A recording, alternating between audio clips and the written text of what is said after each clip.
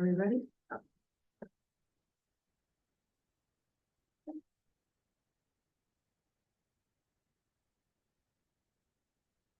I'd like to call to order a meeting of the Finance and Personnel Committee on Monday, December 9th, 2024 at 6:45 p.m. Grenier is here, Newman. Here. Moore. Yates. Here. Okay. Brenda. Yes. Let's see.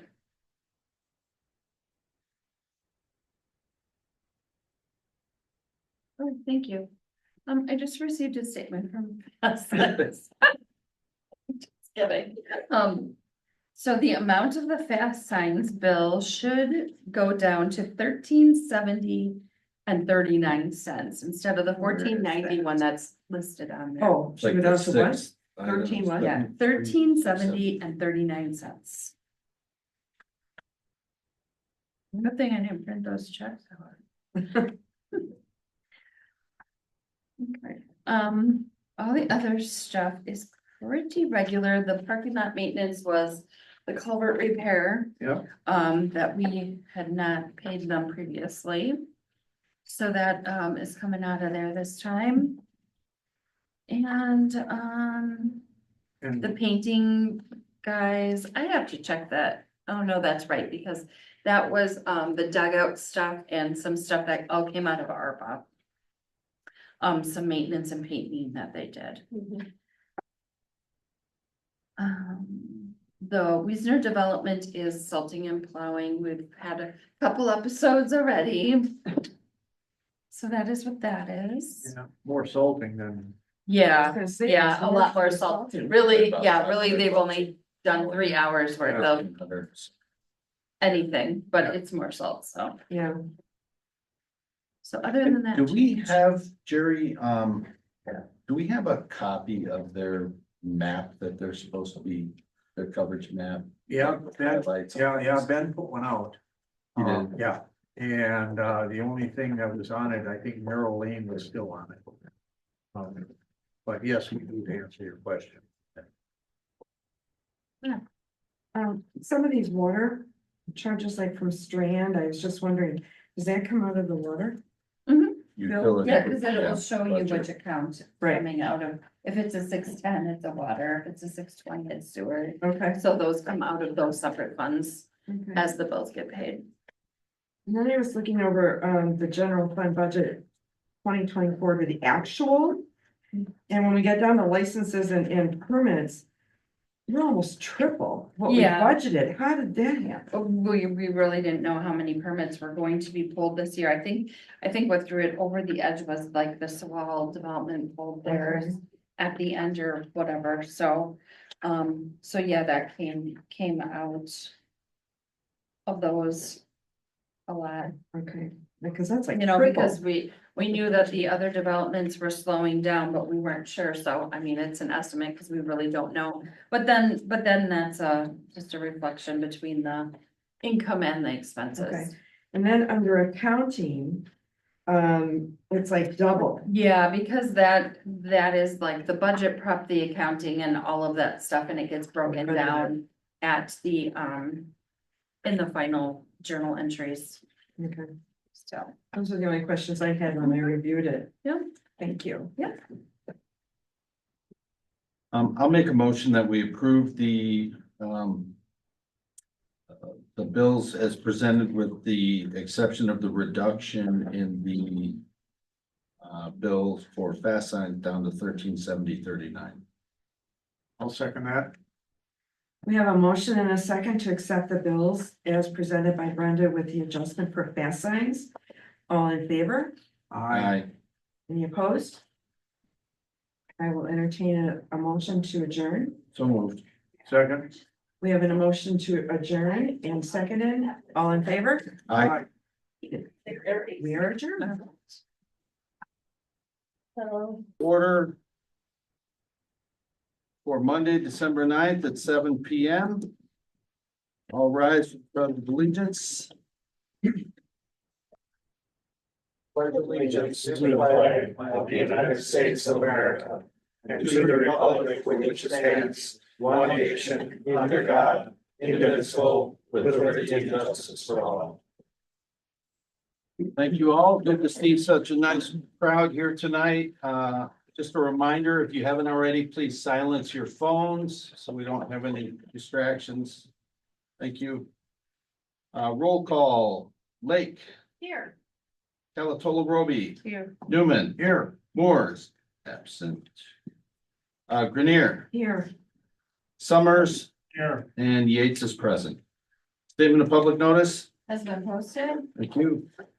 Item number 5, discussion and possible action on the reading, correction, and approval of the minutes from the 11/11/24 Village Board meeting.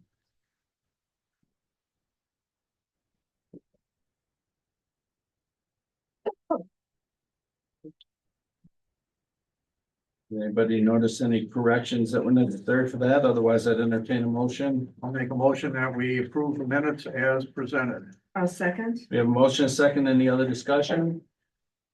All in favor? Aye. Any opposed? Motion carries. Item number 6.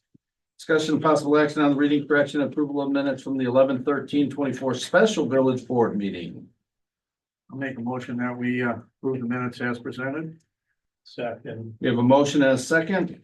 Any other discussion? I apologize for my tardiness to that one. All those in favor? Aye. Any opposed? Motion carries. Item number 7, discussion of possible action on the reading, correction, and approval of the minutes from the 11/21/24 Special Village Board meeting, public hearing. I'll make a motion that we approve the minutes from the special board meeting from November 21st, 2024. Second. We have a motion and a second. Any other discussion? All those in favor? Aye. Any opposed? Motion carries. So Mr. Cameron does have another engagement later this evening, so I'm going to move through these committee reports. So let's just keep them on task and get through those quickly if we can. Committee reports, finance and personnel. Cover on number 21. Thank you. Legislative. I have nothing at this time. Thank you. Parks, Rec, and Beautification. Thanks to everybody. We had a great time on December 6th tree lighting. I'd like to thank everybody who helped to decorate and participated. I'd also like to thank Fast Signs for installing the new holiday banners and to the car show for paying half of those. Repairs to the dugout at Jack's Park and the bathroom doors in the park were both repaired and painted. That's all I have. Thank you very much. Public safety. It's not here. Public Works, Recycling, Sewer. Okay, we've been a little busy. We did the final genset commissioning and training on the lift station on Custer. That thing all went real well. We're gonna have to get some spare parts for that. We need to install a cabinet and put them in, rather than just have them sitting on the floor. We also did maintenance on the 2 of the lift stations on the sewer pumps. The ones we did in 2011, the new ones we put in still are looking great. Makes me feel good. We spent some extra money to put some high-tech impellers in those things because we were having problems with them, and they're in good shape. The one on Main Street by Overstone was plugged with a towel, which is kind of common when you do construction projects. They get some strange materials in them somehow. So that was done. And I also discussed with Sussex, we're going to buy some spare parts for those pumps, impellers and such, because with the way supply chains are going these days, it would be good to have them in stock. We're also going to upgrade the maintenance program from what's been done in the past. The water main on Main Street is complete. And they're doing the striping right now as we talk, and they got everything done. So it's looking good. We're gonna do an inspection on it tomorrow. We do have some good news. It's under item 19, and I'll leave that for Ben. And also, we need to have a meeting, a discussion about what we're gonna do with some funding for public works. road repairs and, maybe the water mains and some of that kind of stuff that the, parking lot it takes, if we're gonna go ahead with that this coming year or not. So, we need to talk about that because that's gonna involve hundreds of thousands, if not $1 million. So we'll go from there. And that's all I have. Thank you. Corey, Haven't heard anything from anybody, so we're good to go. no news is good news. Okay, department reports, clerk's office. Working with the county on tax bills, they should be mailed by the end of this week, so you will be seeing them either the end of this week or next week sometime. A preliminary audit coming up at the end of the week, Thursday and Friday, that will be virtual, so I've been getting some material to the auditors for that. Holidays are coming up, we will post our hours on the website. Nomination papers, can be circulated for the spring election. They are due back to my office January 7th before 5 p.m. All I got. Thank you, Brenda. Police department? Aside from the activity report, we did teach a CCW class, last month. Also, one of our officers resigned during Picard, so we are doubling our efforts to. Also recently, we, were given $1,250 in gift cards by the Police Lights of Christmas in exchange for our participation in their motorcycle ride this summer.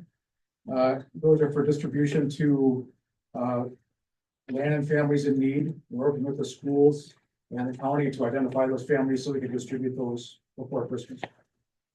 Excellent, thank you. Was there any reason given for the resignation or was it just retirement? Health reasons. Okay. All right, thank you, Chief. Item number 10, citizens' comments. This is meant for public comments on any subject without any discussion by Board of Trustee members or action except for possible referral to a governmental body or village agent. It's good to see so many people here tonight. I only have one person on the list here, so I'll start with him. Jim Willard. Thank you. Jim Willard, 19953 Overstone Drive. Okay, my comments are specific to item number 17 on the agenda tonight regarding the potential development of senior housing. Can the board explain any short-term benefit to the village by entertaining another high-density housing project, considering one, the additional strain it would bring on EMS and police services, and two, the burden of an increase in water consumption? Residents already realize that no property tax relief can be expected as the proposed development would be in TID number 1. We understand that the majority of tax collected within TID districts fund the TIDs and not general expenses. Additionally, any money used to fund studies or infrastructure would need to be borrowed against the TID, thereby resulting in increased village debt. Furthermore, the village should not even consider offering any more developer incentives. According to a report published by Ellers in May of this year, developer incentives in TID 1 totaled 8.3 million, of which 6.5 million is still due. And this may not be paid out for another 13 years. Do residents of Lannon really want another high-density project? I'd suggest no, and ask the board to hit the pause button. Thank you, Jim. And I'm happy to discuss that further with you. Okay. Any other folks like to make a citizen comment? Anybody else? Going once, twice? So, okay, thank you. Item number 11. Discussion and possible action regarding changes to MRO obligations with several developers to predetermined schedule from the original calculation-based annual payments. John. Okay, good evening, everybody. John Cameron with Ellers. This item is on the agenda for both TID 1 and TID 2. So really focusing on two different MROs, which MRO stands for municipal revenue obligation. It is not a general obligation of the village. It is based on development agreement, existing development agreements. In TID 1, we're talking about the Overstone development. In TID 2, we're talking about the Wren development. It is based on annual calculations based on the amount of tax increment that is available each year and a predetermined payment structure in terms of a percentage of the increment that gets made available to the developer on an annual basis. This proposed structure would simplify the MRO payments to a predetermined structure based on the values that exist today for both Overstone and for the Wren development. So there's two different handouts. The larger fold-out one is for TID 1. The smaller one is for TID 2. The advantage to both there's advantages to both the village and to the developers for going to a predetermined structure. The advantage to the village is that it simplifies the process. You don't have to go through an annual calculation. It is based on values that are already known and valued by the Department of Revenue, and it fits within the structure of the tax increment district. And then in addition to that, it does not change the magnitude of the payments. So it doesn't change the structure of the payments. It's not changing or altering the deal. It really is just continuing payments based on the values that are known today. The advantage to the developers is that it's based on values that are known today. So they know annually what those payments are. They're not waiting like they are now to get paid annually based on a calculation that has to be done. So as the development, if the continues to grow or appreciate in value, any value above and beyond what's there right now would remain within the TID and go to help the cumulative fund balance within the TID, potentially help it close earlier, which is another advantage to the village. So there really is pluses on both sides. The developers, both Overstone as well as Wren, have seen these payment structures and are in agreement with those, provided that the village board is in agreement with them. So in terms of the handouts on the larger page, if you look at midway through the page, the Overstone MRO, we're talking about the phase 3 development. So there's two different MROs. There's an A and a B. The A MRO is based on 90% of the payment is based on 90% of the annual net tax increment revenue available from phase 3 of the Overstone development, and the B issue of the MRO starts after the A issue is satisfied. So it would be based on these payments that you see on the page for phase 3 MRO. The first one is at 2 million and the second one is at 2.5 million. So again, the advantage to the village for going with a predetermined structure, which would be the structure that you see here, is that it's based on values that are known and valued today. Doesn't require any annual calculations, which provides the ability for village officials as well as us to be able to do some planning work, without having to know or think about where the TID might be continuing to increase in value year over year. Without it affecting the MROs, which again, I think is helpful from a futuristic planning standpoint. It also provides the developers a degree of certainty that they know exactly what those numbers are and don't have to wait for the calculations to get done on an annual basis. On the smaller page, 8.5 by 11 one, that's for tax increment district 2 and the Wren development. Payment structure for that is equal to 50% of the net annual tax increment that is known and valued each year by the Wren development, up to a total of $1,135,000. The payment structure that's proposed is based on the values that are known and valued today.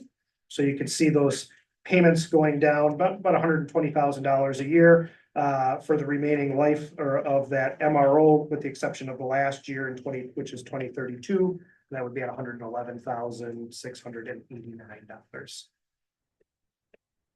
Questions?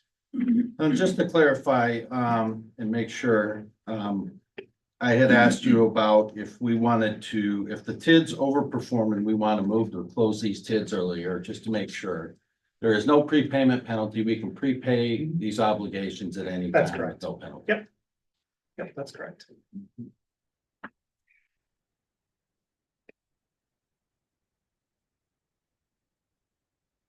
Can you please review for us again how the appreciation and value comes into play here? If you have a fixed value pegged to the present situation? Sure. Any additional value, you would see additional tax increment revenue coming in as a revenue, but as an expense, your expense stays fixed. So you would have additional tax increment revenue at the end of the year, which would help to build the cumulative fund balance, potentially allow the village to prepay the MROs and close the district earlier than anticipated. And by your calculation, how much do you think the closing of these districts can be accelerated? That's 2 hard. years? That's hard to say, Hector. We didn't factor in any appreciation in those values in these TID runs. So right now, TID 2, we're showing to close as early as 2031. So if the values accelerate above and beyond what we have there, it's possible maybe a year or so.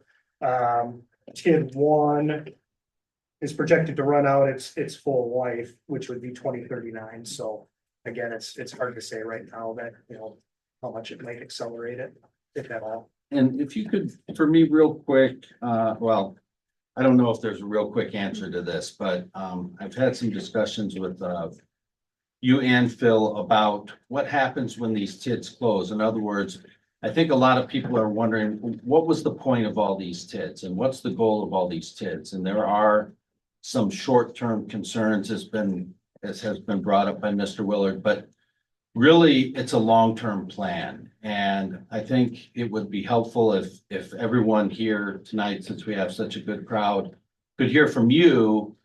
What happens at the closure of these TIDs and what impact does it have on the village and its finances and its Sure. position?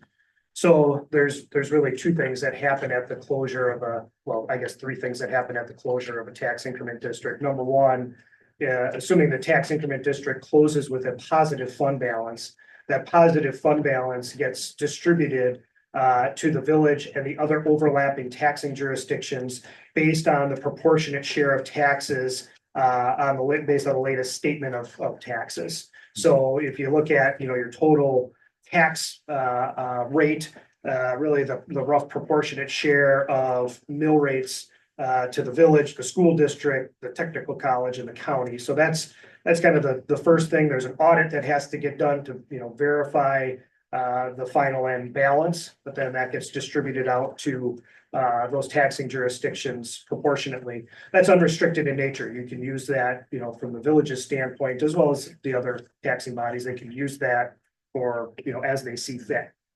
The other thing that happens is you have two different sets of equalized value: TID in equalized value and TID out equalized value. TID in equalized value is the total equalized value of all property in the village, including the tax increment districts. From a financial standpoint, it's predominantly used to calculate what your total general obligation borrowing capacity is. So that all municipalities across the state of Wisconsin have a finite amount of general obligation borrowing power, and that is equal to 5% of your total equalized value. Your TID out equalized value is the total equalized value of all property in the village less the increment value of the two TIF districts. And your TID out equalized value is what your mill rate is established upon. So you take the total amount that you're going to levy on an annual basis and you divide it by the TID out equalized value to get a mill rate per thousand of value on an equalized basis. So when a TIF district closes, that TID, the value that is in that increment moves to the TID outside of the ledger. So if your property tax levy stays static from one year to the next, for just sake of simplicity, your tax rate would drop. And in your case, it would drop rather, considerably based on the value that exists within those two TIF districts. So that's one thing that occurs. The other is that the village gets a one-time levy limit bump based on a calculation of the total increment in the TID as a percentage of the total equalized value in the village.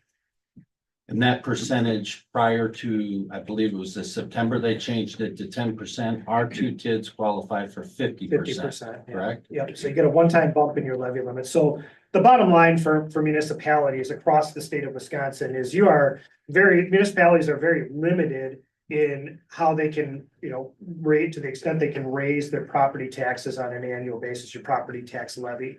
And that increase to your tax levy is based on the percentage increase in net new construction from one year to the next. It's based on that percentage increase or zero if you have no net new construction from one year to the next. So prior to the creation of these tax increment districts, the village had many years of very minimal equalized value growth year in and year out. So they, one time bump in levy limits, is a benefit to the village, and that's offset by the amount of equalized value growth that moves from the TID inside of the ledger to the TID outside of the ledger. So that's what happens when a TIF district closes.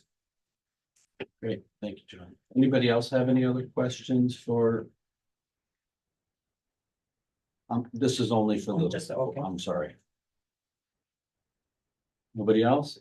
Okay, well, thank you, John. I hope that helped explain some things to folks. I hope it addressed some of your concerns, Jim. There is a joint review board meeting that's coming up next week, the 16th at 3 p.m. that will be here. That is a required meeting that happens once every year with all the taxing authorities. Ellers will be here as well. And that might be a good time. I can certainly stay after that meeting as well. And it might be, I don't know if someone from Ellers is able to stay a little bit longer to help maybe discuss some of these things. Those meetings are generally not attended by the public, but they are open to the public. If you care to come watch and listen, they're not very eventful when there's no changes or amendments being made. We just kind of run through and get an update and move on to next Those year. annual reports are also posted on the website under the event for the JRB meeting, so if anybody wants to look at those. Great. And then if we could possibly can we get these posted? The cash flows match what is in the annual reports. Yeah. Okay. Okay. Oh, is there a need to amend the development agreement? I think there likely is, just to memorialize that it's based on a predetermined structure instead of the calculation. Is your firm going to be providing base documents for that? Yep, absolutely. And what is the timeline on that? I think within the week here, we can do that. So Thank you. they're all ready. Yeah, that's why I asked them to present this so that we could have this on record, and I knew you would ask for that. Yeah, the advantage, it really is a net advantage to the village and the TIDs for making this move. Most developers wouldn't necessarily do that because they want to capture any incremental growth year in and year out. But in the village's case, the advantage to the developers is not having to wait for that payment or that calculation to be done, which over the last few years has taken some time. So it gives them some clarity on exactly what those payments are going to be year in and year out. So that's the advantage to them, the reason that they're willing to do it. Thank you. Yeah, Great. Thank you, Mr. Cameron. You bet. Again, that JRB meeting will be the 16th at 3 p.m. here at Village Hall, if anybody cares to attend. We will probably, do we have that set up to broadcast? We will be broadcasting, but not recording, right? Because we're going to do that virtual. We are doing virtual, but it should, anybody can join that. Okay, And that link is under that event tab on the website as well. okay, great. Thank you, Brenda. All right, item number 12, discussion and possible action on update from architecture. Some of you, I'm sure all of you, have heard that we were working on something like this. I don't know how much of this any of you have seen, probably very little, if any, unless some of the board members have shared this with you. Keep in mind, the goal behind this, this isn't meant to be some, set in stone guideline plan of what's going to happen here in the village of Lannon, okay? The thought is that there was a need for some sort of plan, right? Some sort of vision. We had an opportunity with the TIDS and financing from TIDS to upgrade the image, if you will, of the village possibly, to do a better job of establishing some standards in terms of any possible new development or redevelopment that might occur here in the village of Lannon, and that would talk about building massings and materials and things of that nature. We just felt that it would be good to have some sort of plan in place, moving forward, that at least provided some sort of template rather than what we had in the past, which was really kind of nothing. So this is pretty bold. It may appear to be a pipe dream, and it may in fact be a pipe dream. But again, without any kind of plan, there was no target. So we engaged Architecture. We've been working with them for 18 months, there, give or take. And they have something here to present that I think is at least a very good comprehensive first draft at this. That at least puts us in a position to start looking at implementation plans, and should things fall into place in the village, either this current administration or future administrations wants to move forward, it'll outline how that might happen. So did I encapsulate that okay, Blake? Great start. Okay. So Blake Thiessen and John Reynolds, sorry. couldn't remember that. So, yeah, John and I are gonna tag team here tonight. We're gonna see if we can get the lighting so this will read. That's probably good. Pretty good? Yeah, is that all right? Look, you guys. One see us more, all right? Perfect. Perfect. Yeah, so as Patrick said, we started this journey about 18 months ago or so, and the initial ask was fairly simple, we thought. It was an update to Jake's Park, and how do we improve our existing infrastructure within the park? Two, yes. Could I interrupt you for a moment? Would you mind stepping to the other side of the screen? Would you be able to present from there? Because then our public camera will follow your voice and see the screen. Is that okay? I will try. All right, thank you. You want me to start over? No, you're All good, right. you're good. So the initial ask was fairly simple. One was an update to Jake's Park. Two was an attempt at looking at ways to beautify the downtown corridor. Okay, the third was trying to evaluate options for what to do with the vacant parcel here behind Village Hall. There was a fourth thing. Walkability was a big concern. We Yeah. wanted some interconnectivity to the central core from the outlying new developments. That was another piece. The fourth piece that I'm missing here was that, as Patrick said, you wanted some sort of guideline for any new development opportunity that came into the village. And so that gave you a backbone to say, all right, well, we're not going to accept this type of project because it doesn't fit with the aesthetics and the mission and future vision of the village. And so as we started to dig into each of those individual tasks, it became clear to us that they were all very much intertwined. And I'll walk you through that here. So I'm gonna just go through our entire document here this evening, briefly, just to give you an overview. Again, I sort of outlined the purpose of the plan, and really, I want to stress that it is intended to give the village board and the village residents something to fall back on, whether it's 1 year, 5 years, 20 years, 50 years. Just to make sure that any progress is in keeping with the desires and the vision of the board and the residents. So when we start a process like this, the first thing we do is call back through all the past documents that might pertain to what we're looking at. In this case, there were several that were very important. Your existing comp plan, the development analysis that was done, your zoning, stormwater management plan, which is slated to be updated here. And then, of course, the county comp plan also helps us inform some of our ideas. This page sort of outlines our process. We have had various stakeholder meetings and discussions throughout this process. So this is not just us working in a box and then coming to spew it out to you. There's been quite a bit of discussion back and forth and testing of ideas. So the next chapter in the document really sets the framework for how land fits into the bigger fabric of the county. Okay, we've identified kind of the planning area, defined in this red dashed boundary here. You can see it envelops both the two main vehicular corridors through town, and extends north up to Jake's Park, and reaches east towards the edge of the Hallquist property. We took a look at the existing zoning and how that factored into what we were trying to do and what we were trying to protect. Yeah. Okay. And then we spent a lot of time looking at the existing context of the community. What do your existing buildings look like? What do your existing roadways and pedestrian corridors look like? What does that feel?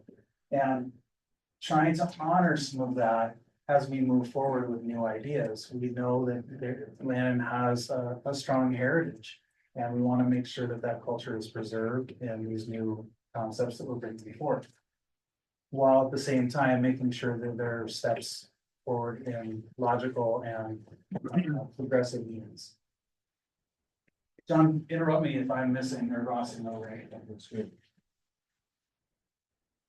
All right, so we studied the transportation system, and that goes for motor vehicle as well as the bicycle pedestrian infrastructure in the community, especially in our main planning corridor. We looked at your existing right-of-way sections and what we had for pavement sections and how that might be improved. The bike ped system, this is, while you have a fairly small planning area, there's a lot to consider. As Patrick mentioned, walkability was a very important piece in our initial analysis and how we can improve that throughout this downtown corridor in our recommendations. As I mentioned, Jake's Park was one of the first that we were tasked to look at. And beyond Jake's, we wanted to understand what the county park had to offer and how that tied in with the culture of land. We also studied the E-way, the environmental corridor along the creek, and how that influences or could influence some of our recommendations moving forward. Now that plays into the importance of downtown. Okay, the next section of the document starts to lay out some of our recommendations for the downtown corridor. As if you remember, I started off by talking about some of the initial asks. This was evolved from several of those asks. One being, how do we beautify the downtown corridor? The second being, what do we do with this land behind Village Hall? And we came to the realization that they were very much tied together. And so that's what started to frame some of our guiding principles. And you can see we laid them out here on the Main Street corridor, on how we access and congregate in the downtown really became an important piece. And what do our neighborhoods look like, and how do we build upon that historic legacy? The mobility, as Patrick mentioned, the walkability was very, very important.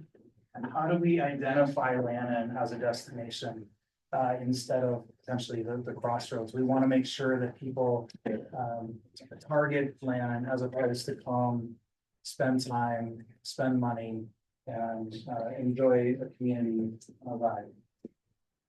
In the park and rec piece, I think really helped John and I influence this plan. We've seen in our name, architecture. We spend a lot of time planning and developing parks in communities and different spaces of the urban fabric. And it really, to us, became a sort of a gelling point in this plan.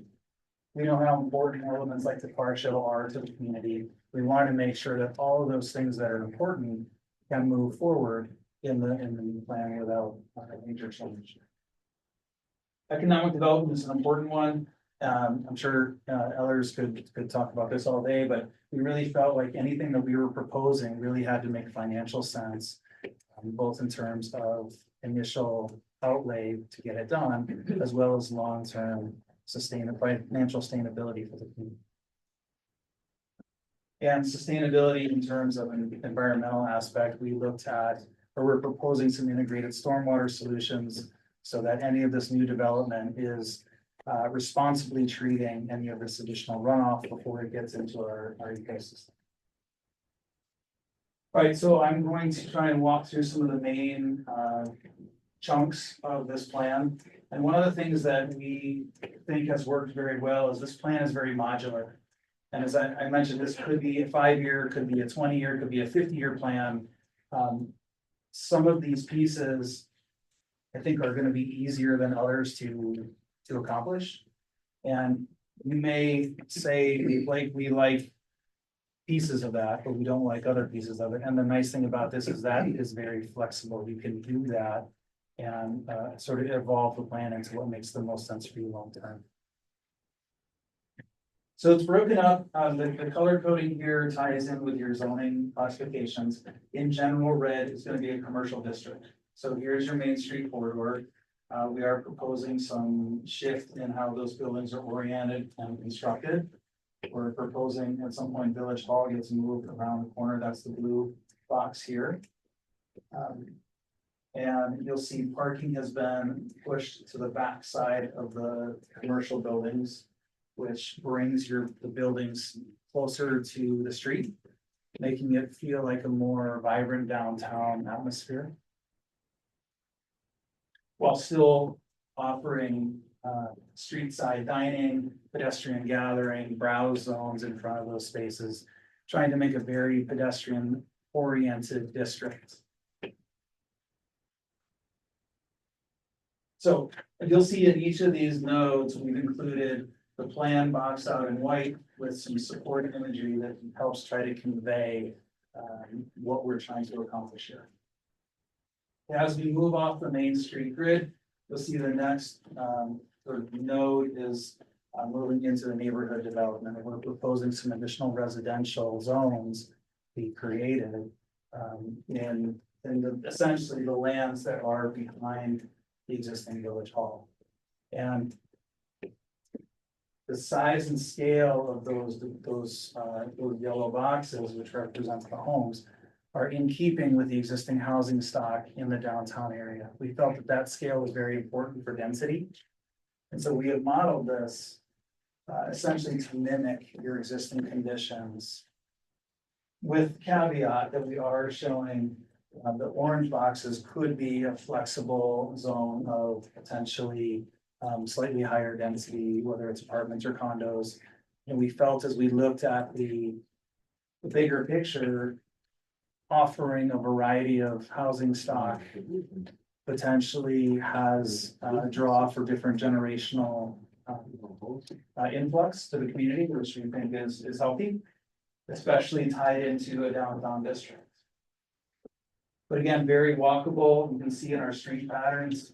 Well, maybe I should have started with the street pattern. We have introduced a new grid supplementing your existing street network. And I think that was largely driven by this concept of the corners and intersections being such an important piece. It's no mystery why Walgreens is the corner of happy and healthy. The corner of any intersection is very, very important real estate. And so by creating additional street grids, we've created more corner opportunities, which is a higher real estate value. All right, so onto the streets here, you can see the yellow dot is your existing network. The white dashed lines are the new streets that we are proposing to connect. And again, the nice thing about this is it isn't very modular, so if there are some of those nodes that maybe don't happen for a long time or maybe never happen, it still doesn't preclude you from doing other elements of this development. We are proposing for a very walkable neighborhood. So you'll have sidewalks, and in some cases you'll have multi-use pathways. You can see through here, this brown is a off-street multi-use path connecting up the park, the residential areas, and the E-way to the east. Okay, so I want to talk about this a little bit. As I mentioned, we are proposing the Village Hall shift off of the prime corner to the south, and that would then anchor the west side of the new Great Lawn open space. Very much focused for community gathering. We see that as an excellent opportunity for the car show. And with the additional street grid that we've included, we think there's a lot of opportunity to not only maintain your existing events, but potentially grow it. And ease the circulation through the events. So as I mentioned, the central park space then shifts to the east into some integrated stormwater, and I'm gonna skip ahead here.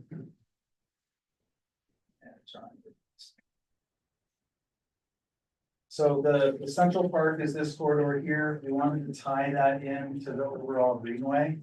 And trying to make the best use of that space. With the additional impervious space and development, we know that we're gonna have to treat our stormwater in a reasonable manner. And we wanted to tie that in with community green space to make it feel like it wasn't no offense, man, but a square engineered pond. We want to make it more naturalized in the community and make it feel like an asset. We talked about circulation earlier, and we very quickly identified the opportunity for safe routes to school linkage, getting folks from all the way north from Jake's down here to the school with a fairly simple addition of an off-road path. And I know Ben's going to talk about that here later tonight, but we think that's an excellent example of low-hanging fruit. And as you guys mull this plan over, don't be overwhelmed by the magnitude of some of the things that we're proposing. There are a lot of small early wins that you can take away from this. And even if you never do some of the big picture things, there's a lot of good small ideas like this one that will have a big impact on the community. Okay, whether you stand here and say, Blake, you're crazy, we can't do all this housing and street grid, but you can take some of the ideas that we're coming up with for the street beautification and the connectivity that can move forward. Okay, one of the other things that came to us very, very early on in discussion with Patrick and the group was the potential for a new small park space in the downtown. And again, trying to focus on walkability and gathering spaces, bringing people from the outlying residential areas into the downtown and keeping you here to socialize. We identified the opportunity for a small pocket park. And just to give you a point of reference, it's right here on the overall plan. It's currently a vacant parcel. And so we started to play with concepts of what that might look like and how it could be meaningful to the community. And really kept coming back to the idea of the legacy of the quarry, the stone and the water. And so we've developed a pretty high level concept here of what that might look like, or what it could look like, and some of the features that could be integrated into that space. Again, just the concept, there's a million ways that space could evolve. But again, we think that it is one of those sort of early wins that could help spur some of these development concepts. So building on the concept of park here, we are looking at the opportunity to develop a linear green space and enhance that creek corridor by putting a trail through to connect essentially all the way through north-south of the community up to the residential in the northeast. And that will potentially then connect up to Bugline and all of the rest of the development concepts to the south.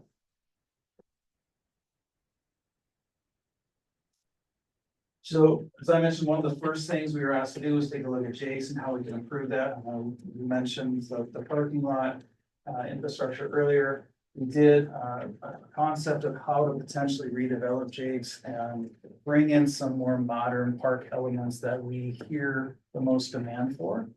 And when we had the public information meeting last fall, where some of you were here, I recognize you. We took a lot of the ideas that you guys told us were important and brought it into that plan. Pickleball was one that we heard lots of people asking for. An enhanced playground, improvements to the parking and circulation. So all of those elements have been reflected here in that concept plan. And then one of the other things I want to highlight here is we are looking at making a safer crossing on Lannon over towards to the west side, again, to make that connection with the downtown. I'm going too fast, too slow. You're good. It's okay. We talked about stormwater a little bit. The streetscape enhancement, again, this is one of those sort of early asks that has evolved into this bigger picture. But how do we improve our downtown corridor on Main Street?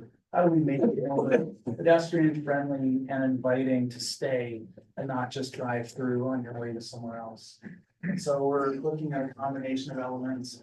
One, bringing in some bump outs, trying to narrow those pedestrian crossing points. Okay, with planters, some additional landscaping, the banners, so maybe some newer street lighting through this corridor. And here you can kind of see how that pocket park we're talking about interfaces with that railway section. And I wanted to highlight here the building setbacks from the road. That we think about how the spaces between the buildings and the roadways work. It's very, very important to us to make sure that those are safe for pedestrians and inviting. Again, we want to try and make it a fun place for people to be. Okay, I'm going to pause there for 1 second, see if you guys have any questions before I do the last piece of the plan.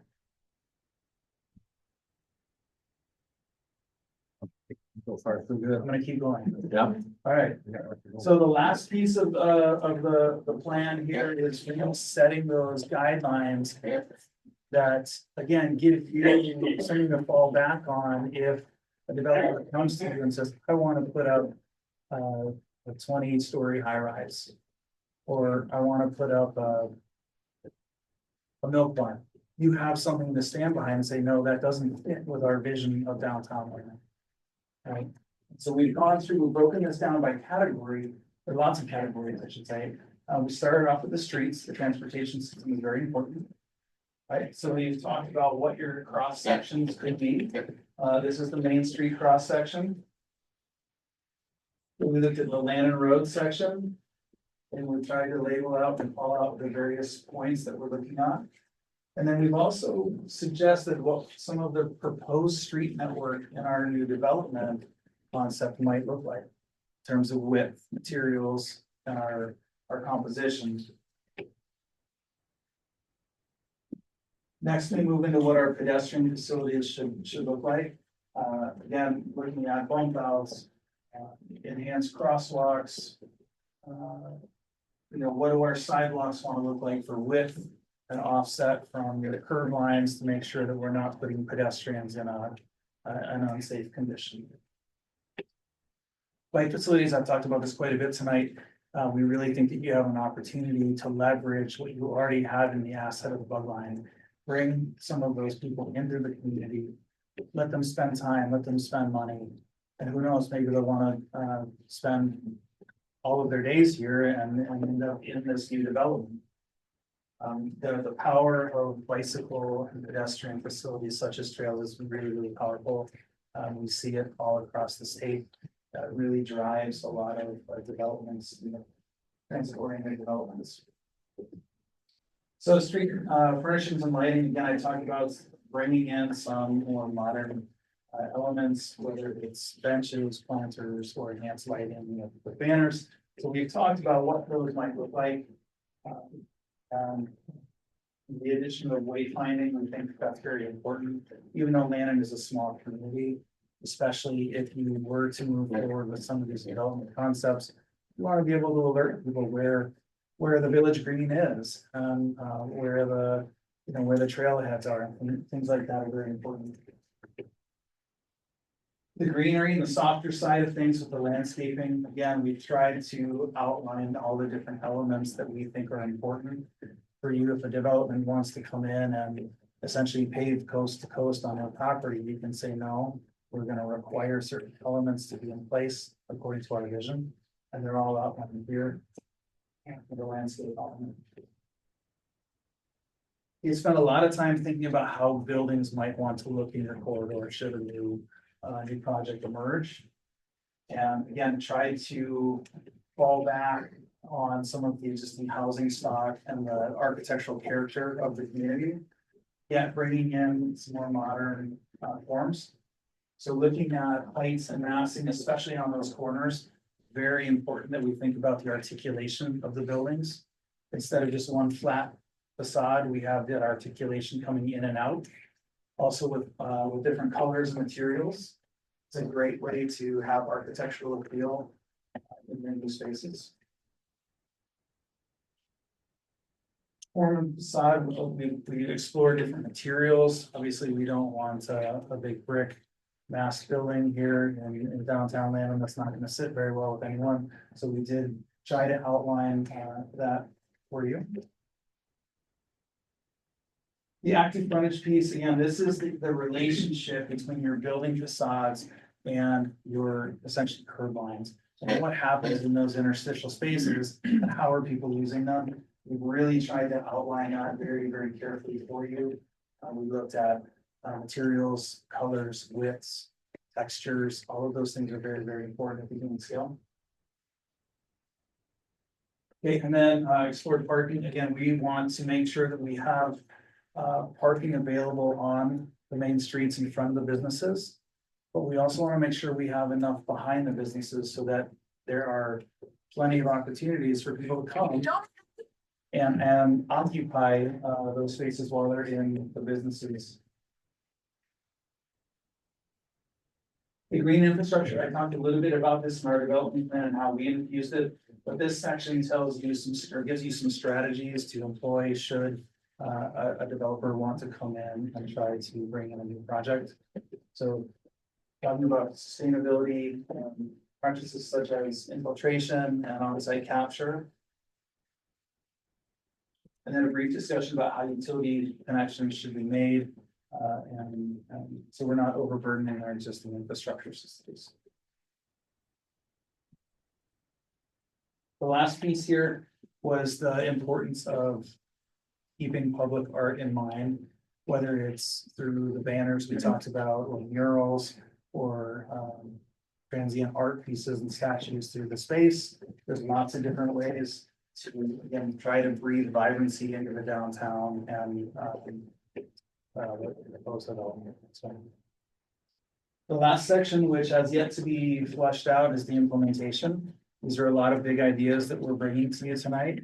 We have very strong ideas about how they could unfold. Again, I think this is a long-term plan for Lanham. For anyone for that matter. We very rarely see anyone take a big bite like this overnight. But we think that there are lots of opportunities to start exploring, whether it be through grant funding to pay for stormwater improvements or the safe routes to school infrastructure grants. There's lots of opportunities out there. We know of several funding sources to help pay for some of the park improvements that we're talking about. So with that, I'm going to be quiet and let John, Ben, Patrick supplement anything I have. Yeah, I'll just add in real quick, just for a little more history and background of how we got here, because I want to make sure we don't miss this. So when we started this process, we very intentionally had a small group to start with that we called the steering committee, and that was myself, Ben Wood, Liz Ilnicki from the LBA, and Jennifer Bartelt from the community. And the idea is that we would have this smaller steering committee to start to point architecture in a direction and provide some focus without the difficulties that a large committee brings. If any of you have been on large committees before, you know how difficult it is to get any decision made. So we started small. We wanted to flush out some stuff, get it to this point. And like I said in the beginning, this is not meant to be anything that's set in stone. This is what we're doing. This is simply a starting point that I think the group's whole intent was to then, now we bring in other stakeholders, we bring in more community members, we bring in the businesses, and we start forming larger groups to weigh in on this and refine these concepts to what the community wants. This is supposed to be for the community, Landon. This is supposed to be the residents and the people of Landon's vision, not this board's vision. Okay, so I want people to realize that we're going to be looking for input and participation in this process. I anticipate there will be requests for people to serve on a committee or a group that helps direct this further or refines this, and helps push this along in whatever direction it's decided. Public information meetings to help flush out some of those things, and those might be specific in nature. We might, try to cut that down to little pieces that are more digestible. But this, again, the main message I want to get through is this is not meant to be our vision of what Lannon should become. Okay, this is just a starting point for all of Lannon to work from and decide where if this is in the right direction. Maybe some of you feel like, hey, you should just blow that whole damn thing up. It's stupid. I mean, that might be the case, and that's okay too. Ben or John? Do you have the first slide up that just shows the broad, the map of what we're going to do?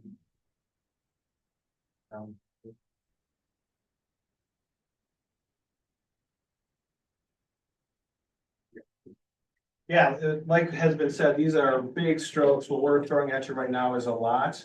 And to echo that completely, maybe you guys take 1% of this as you move forward with your vision for what Landon can be in the future. Or maybe you take 10, who knows what. There's a lot of content in this document for all of you to digest and reflect upon. But essentially, it's a vision plan, as it says right there. What is the future of Landon moving forward?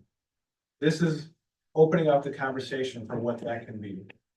Yeah, I guess my takeaway was really that there is opportunity beyond your status quo. And that's what we were asked to explore, and I think we're showing that there is opportunity again, whether it's 1%, 10%, or 100%.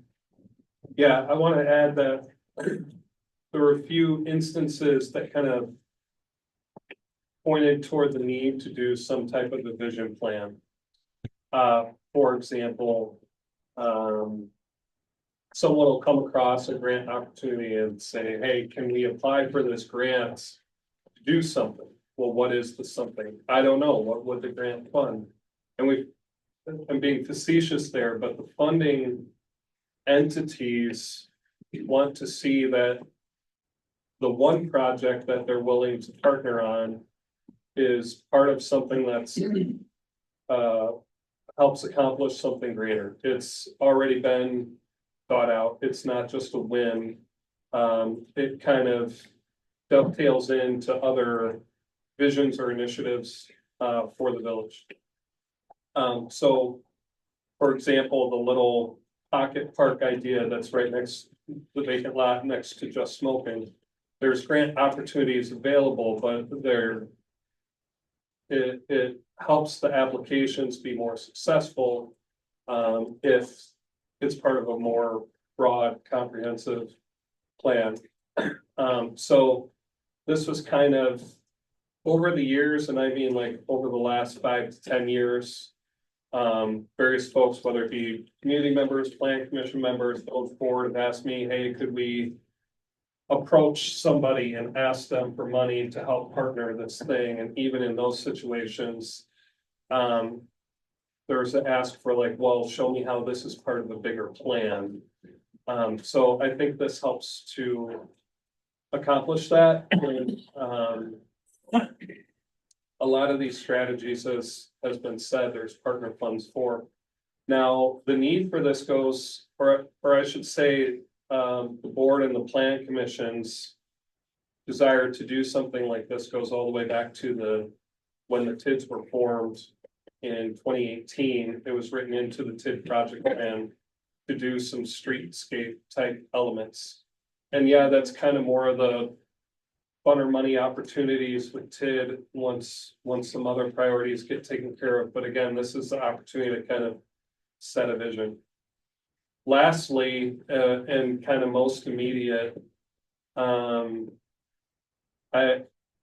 take on some of the duties as the zoning administrator. So when prospectors or property owners give me a call and say, hey, I want to do blank with my property, I'd like to put up a pole building, or whatever.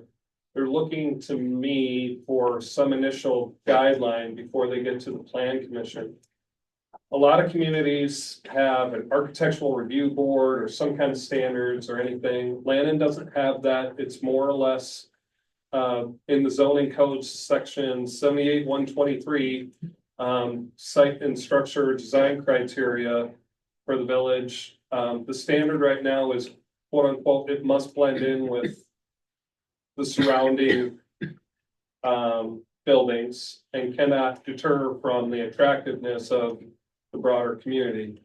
And so a lot of folks have come in and said, right in this corridor, hey, I want to do another mini storage. I want to do another car lot. I want to do another fill in blank.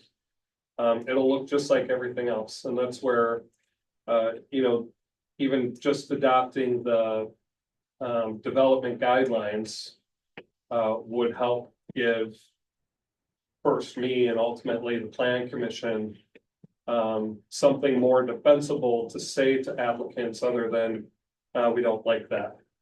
Or yes, we really like that. So I just think that as has been said, there's a lot of elements to this that'll help kind of in the near term with some decisions as various opportunities come up. Thank you, Ben. Anything else to add from architecture? All rest. Thank you so. I'm losing my voice anyway. No, thank you very much for making the trip out from Madison and being here tonight. I really appreciate it. I'm not gonna dive into this anymore at this point in time. We'll have plenty of time to discuss this further going forward. We'll make a copy of this available as well on the website so that you folks that don't have the pleasure of or the benefit of a hard copy can dig in and look at this in more detail. So thank you. Yeah, just for one point of clarification, if you do print it, it is designed as a booklet style. Okay. So if you print it single-sided, it's gonna look funny. Things will be offset. So this is actually how it should look when it unfolds. Yep. It's for what it's worth. Okay. Thank you guys for the attention tonight in the audience. Great. Thank you. Thank you. Tell everyone to grab those lights. Thank you.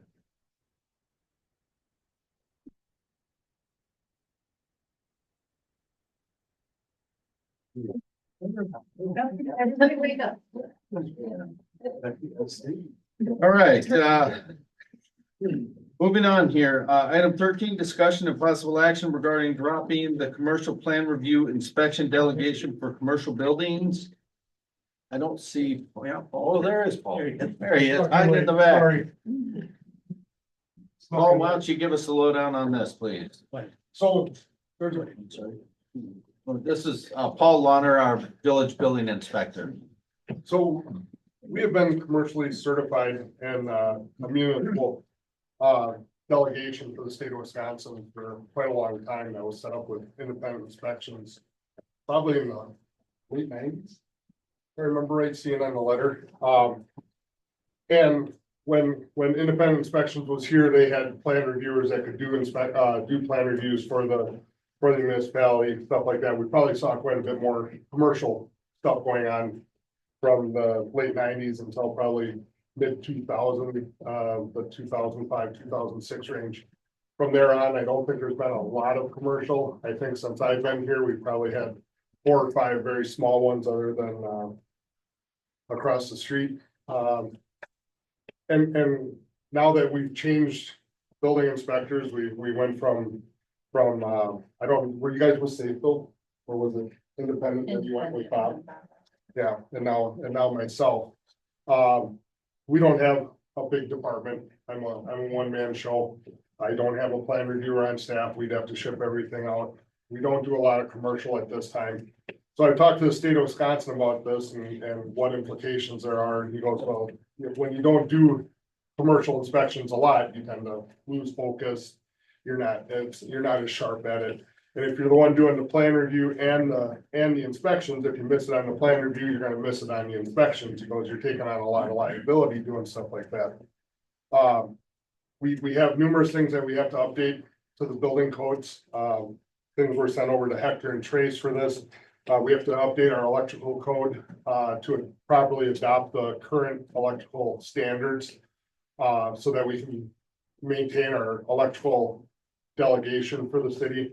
We also have to update our UDC delegation to include campgrounds. Now, while we don't have a campground as such, the state is forcing us to adopt 327, which encompasses the campgrounds, and that's to maintain the single family home inspections that we do.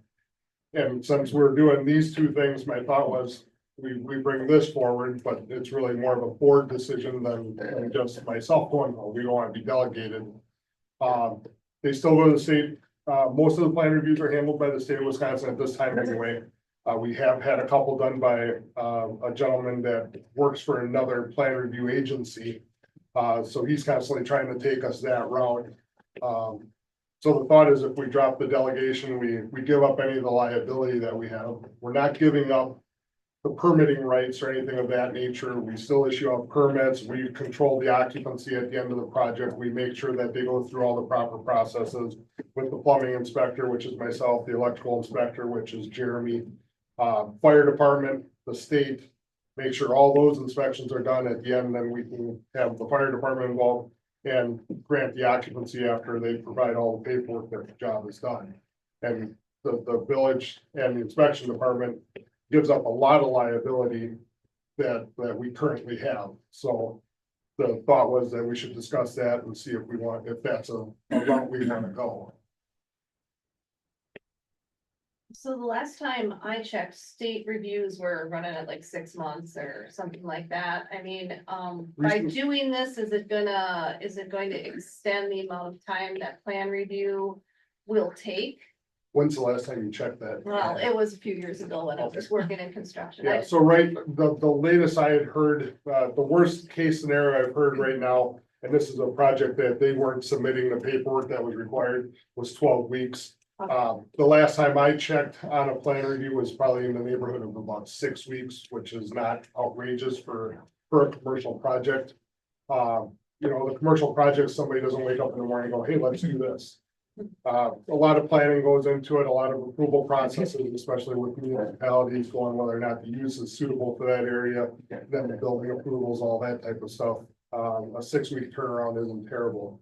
I'm not saying that this isn't something we could revisit later, but I think at this point in time, this might be a good opportunity for us to make all the corrections we need. The electrical delegation, get that updated and get that delegation back on track, update this UDC single family one as required by the state, and then drop this delegation. Like I said, the state inspectors will be coming in to do their inspections, and I still offer to them and to the contractors that if the state inspector can't make it, if they want me to put a set of eyes on it, I still carry my commercial credential. I maintain my yearly credits and all that, so we still have it. It's just that, you know, when we don't use it a lot, we're not as sharp, and this is probably a good time to deal with this. Thank you.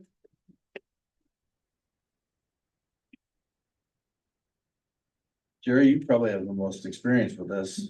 Yeah, well, I think we gotta do what Hector, we have to do legally to make sure we're up to speed, but I don't see any reason not to do this. I agree. I'm finding that, many of my communities prefer to go to the state because it's an extra level of review and far beyond, the sophistication of most communities that don't have a planning department, like, for example, the city of Brookfield. And it makes sense to do that from the standpoint of sidestepping liability at the local level, also for the inspectors themselves. And as things are, the inspectors are quite busy. So it does relieve them of that burden to be able to accommodate remodeling situations, particularly in a community like ours, where time is valuable in terms of getting someone to come in and provide guidance. We do a resolution then? Well, what I would like to do is prepare an ordinance Okay, so that we can forward that on. sure. I will be discussing this further in more detail with Paul. Okay.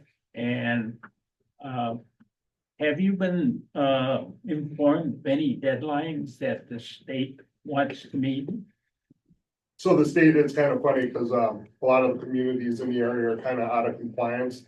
And the state's so far behind on other things with regards to that, that they're not even looking at this. I caught it by mistake. I was going through my credentials and then the electoral delegations and all that type of stuff. And I came up with the fact that Lannon didn't qualify for the electoral delegation because we didn't update the code the last time we went through this. So the ball got dropped somewhere. So then I started looking at everything else and called the state, and the state's like, well, we gotta update the UDC ones also. So I looked that up and we're out of compliance on that, and the state's not out there chasing it down, so I'm not saying there's a deadline as such, but I want my communities in compliance. I mean, that's what we strive for, right? So I wanna kind of get it together. But I've known about this for a little while. We kind of waited until after the election to bring this forward, and after budget and stuff like that, so we weren't overwhelmed. I didn't know you had a huge agenda tonight. I wouldn't have brought it tonight either, but. No, this is very helpful. I would suggest that the board table this matter to the January board meeting. I think we can formulate paperwork between now and then. Sure. All right, thank you. Can I ask you a question? I know you're not using your commercial portion of it, but with the state being so burdened with inspectors, and if you were ever called in, will you keep up your credentials for commercial? Yes, I will. I will not let my commercial go until after I retire. It's a very tough exam, all of that, the credential, the yearly updates and stuff like that are minimal. So yeah, I'm not letting that go. And if we ever do go delegated, or if I find myself in a position that I pick up another community that is delegated, or, you know, one of my other communities that I currently have wants to become delegated, we have to have that cert. Okay. So, And he'll still be our commercial inspector. It's just the plan review that. no, so No, the state will actually, The the state has a plan review person, and then the state has an inspector that comes in, and we oversee to make sure it's all done. If the state inspector can't make it and wants me to go out there and put a set of eyes on it, I can do that for him. Okay, all right. That's what I was asking. Yep. Are you keeping up your Yes. credentials for that? Yes, Because there will come a time when the state will be so Yep. overburdened and they may say to you, hey, Yep. Paul, you know, And right now, they've hired a couple inspectors. I have one up in one of my communities that is very active, and he's showing up for more inspections than he needs to and stuff like that. So it seems like they're picking up some pretty decent people at the state level at this time. The plan reviewers seem to be having caught up as such. Like I said, there's always a few where they can't catch up because the people aren't submitting what they need to submit. We had one where they got the early start approval, and about 6 weeks later, we got a letter rescinding their approval to start the footing and foundation. After the footing and foundation were already in, we're like, what are you doing? They're like, they're not providing what we need, so we're rescinding everything. So that backs them up, but that was on the applicant, not on the state. Okay, I'm glad to hear that. Thank you. No problem. So I would entertain a motion to table item number 13. We include 14 in that also. Yes. Yeah. I'll make that motion. Second. Item 13 and 14 be tabled. We have a motion, a second, any other discussion? All those in favor? Aye. Any opposed? Motion carries. I'm sorry, who seconded that? Summers. Thank you. Item number 15, discussion of possible action regarding operators licenses for McDugout and Daubers. Looks like these have both been okayed. Okay, so Okayed by there the chief. is one more for Jessie Myron. I can't seem to locate her application. It got mixed in when I had budget meetings and all kinds of stuff. They are resubmitting their application, but both Dan and I did see it. He did run the background check. It just got misplaced after he okayed it. So if we could just approve her contingent upon receiving another application. And her name is Jessie Myron, and she was for Daubers. For Daubers. Yes. I say that was. All right, well, I will make a motion to approve the applications for license to serve fermented malt beverages and intoxicating liquors for Sarah Bellman.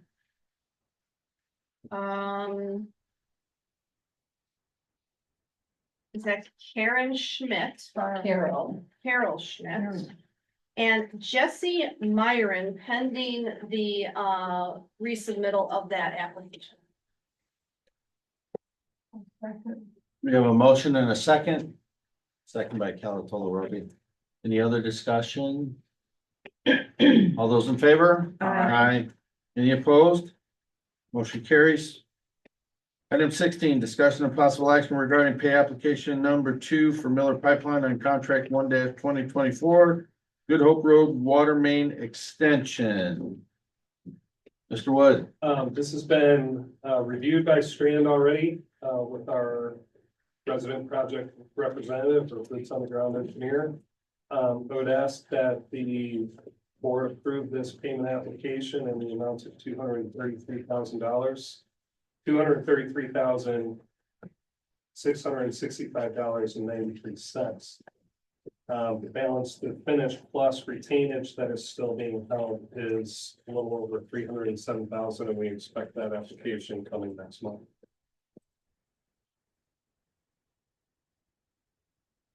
Make the motion that we approve the contractor's application for payment number 2. Second. We have a motion and a second. And again, this is all getting covered by contingency funds that are remaining from the USDA project. Can you comment on the progress on this particular project for those that may have some interest in knowing about that? I think Jerry has spent more time on site than I have personally. You want to take this one, Jerry? Sure. As of about an hour and a half ago, we're completed. And, They painted. All right, there you go. it, How's that for timing? yeah, it went very well. The weather started to give us a little headache for the paving, but we got it done. And we were gonna temporary stripe because of the cold weather. We couldn't do the epoxy, but it warmed up.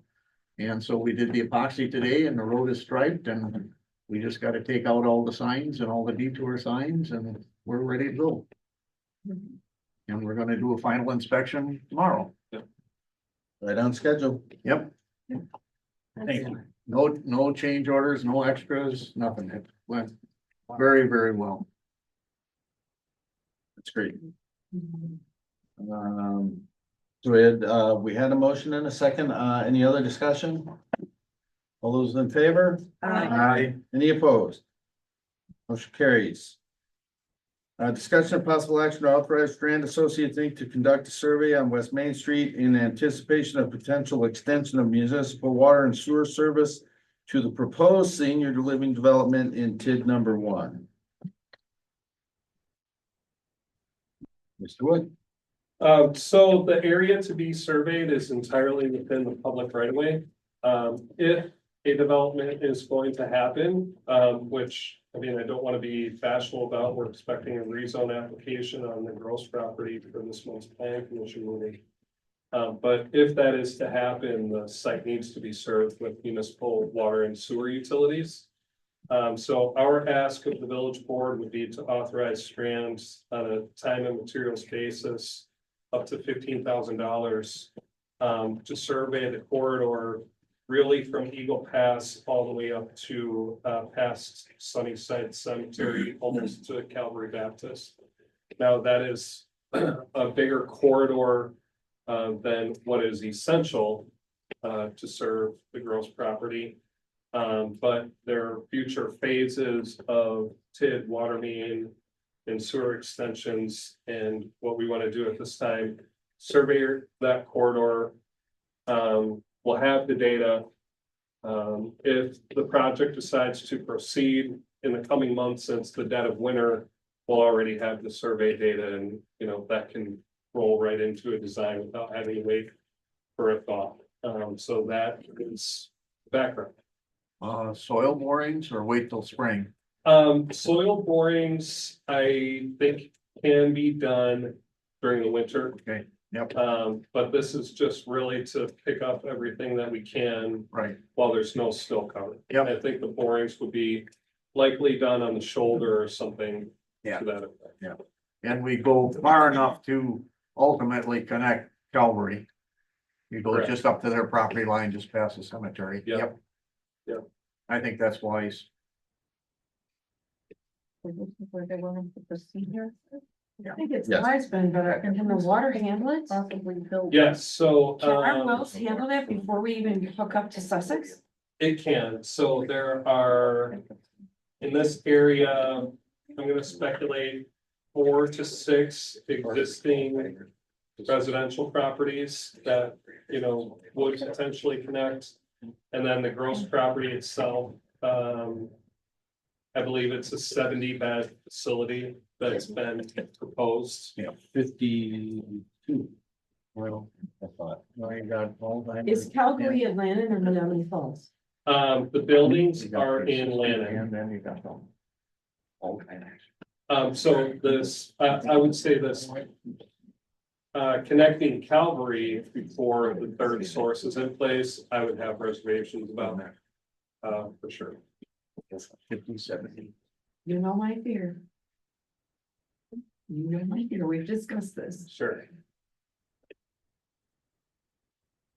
All right, well, I would forward a motion to authorize Strand Associates to conduct a survey on West Main Street in anticipation of potential extension of municipal water and sewer services to that side of town all the way up to Calvary. Not to exceed 15,000. Not to exceed 15,000, is that fair, Ben? Yep. Okay. I'll second that. You have a motion, and a second. Any other discussion? That's all TID eligible. Yep. It says, all in favor? Aye. Any opposed? Motion carries. Item number 18, discussion of possible action regarding a letter of credit reduction for Stonewood Trail condominiums. Well, I had not seen a request for this come in. No, I don't see. Is anybody else? My apologies. I will talk you through this. The developer had submitted a table spreadsheet that just kind of laid out their justification for the original letter of credit amount, which is $2,294,600. Okay, They're asking for a reduction in that letter of credit amount of $1,672,550, which would leave a residual letter of credit amount of $622,050.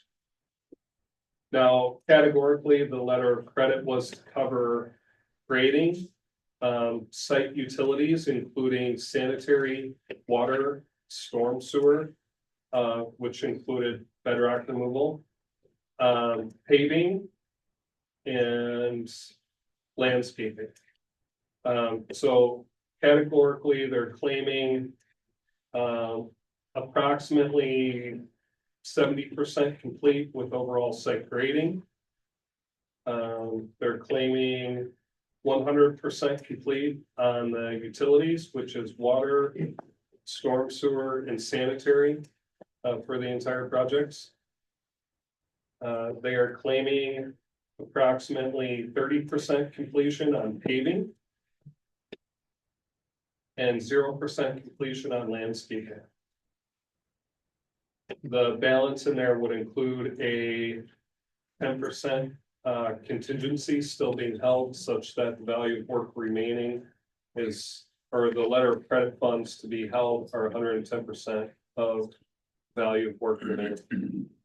Now, I will tell you that I went back earlier today and read the procedure from the developer agreement, and we need, even though the spreadsheet came from the developer's engineer, we need a certification statement from them saying that the work was completed in a workmanlike manner and in accordance with the final plat. And we need the lien waivers for the contractors that completed this work. For the public utilities, which is the water and sanitary, Strand was on site to observe the construction of those, which is required by DNR. So we're in agreement with that reduction. And generally just taking a look at the grading and paving work that's been completed, we're in agreement with those reductions also. So my ask of the village would be to approve the letter of credit reduction contingent upon getting the certified statement from the developer's engineer and getting the lien waivers.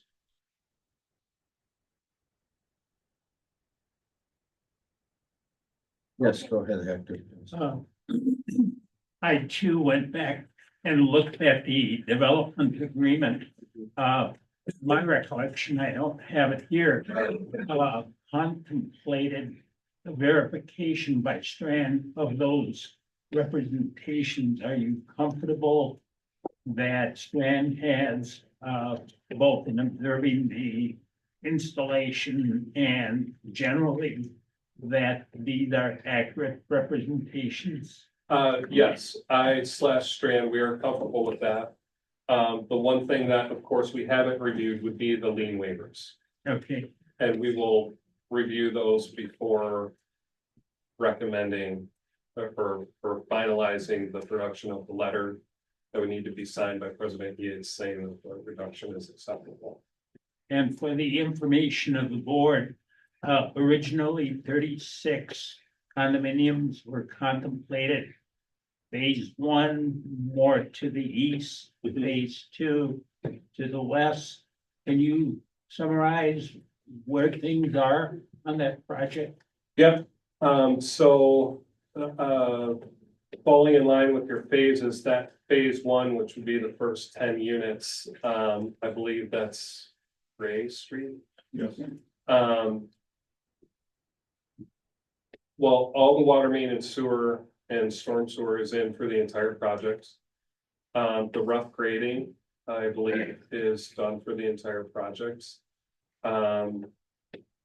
The Gray Street area has curb and gutter in, and it has the first lift of asphalt. They'll still have to do a second lift of asphalt after they get far enough along that they feel comfortable with the construction of the units. And I frankly forget how many buildings are under construction. 5. 5, so that would be all 10 of the first units. and they've indicated that they will likely pull permits, in January. Start pulling permits for the second phase, if you will, of, I believe there's only gonna be 11 structures on that side. So it'll be 32 total units. And some of the landscaping is installed. Yes, Yeah. Okay. yeah, even though they didn't claim any of that. Right. Okay. Looks right. Curb and gutter is not. Okay. I thought you mentioned it once. I- think it is. I could be wrong. But So I would entertain a motion for a conditional or a conditional approval, based on Strand receiving the certified statements and the lien waivers. All right, I will make a motion, to authorize, the credit reduction for Stonewood Trail condominiums to $622,050 contingent upon Strand receiving the certification statement from the developer's engineer and all applicable lien waivers to work performed. We have a motion and a second. Any other discussion? All in favor? Aye. Any opposed? Motion carries. Item 19, discussion and possible action regarding change order 1 for contract 2-2024 Whispering Ridge Well House upgrades and Lannon SCADA system upgrades. That, Ben can have this because we've had some success. Sure. Yes, fortunately. The last board meeting, we talked about how the bids came in high and it was specifically the SCADA integrator work portion of the project that came in quite high. And we had sole source LW Allen because they had done prior work in the village. So what's happened since that meeting is Strand put together a cost proposal request, which is kind of directing the contractor, hey, give us pricing if we change the scope of work accordingly. So we listed a total of 4 acceptable integrators and gave them a little over 2, maybe 2.5 weeks to go out and solicit some bids on their own.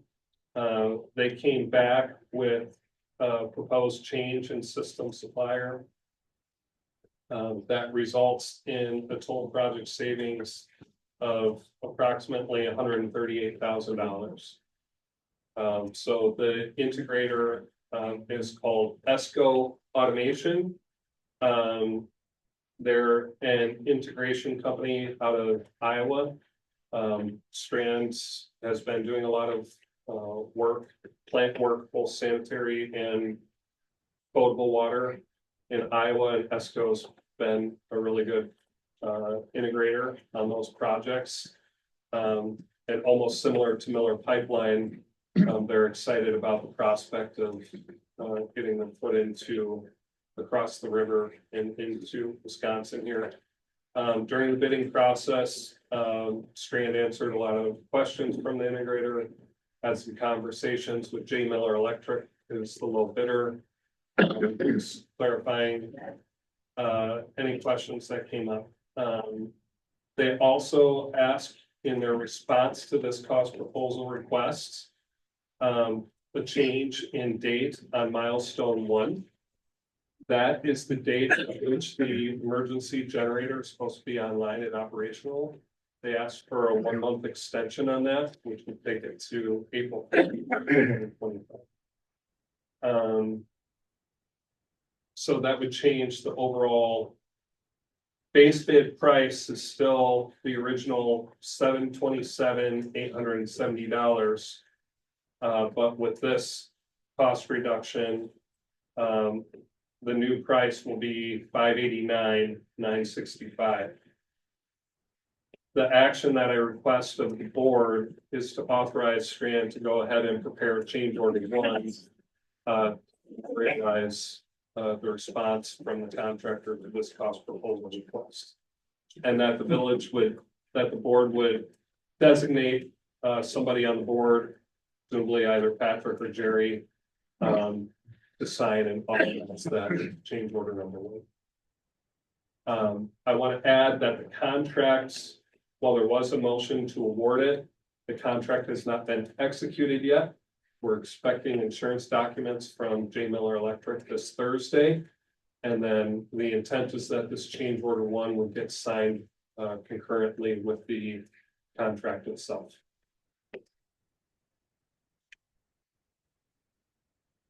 Who do you want to authorize to execute that change order once it's drawn up? Jerry? Yeah, sure. All right, well then I will make that motion to authorize Strand and Associates to create change order number 1 for contract 2-2024 for the Whispering Bridge Well House upgrades. Based on the cost proposal request in the amount of, oh, that wouldn't be the change order, the total amount would be $589. Do I need to put the amount of that? Say the new total contract value of. All right, so the change order 1 would result in a total contract amount of $589,965.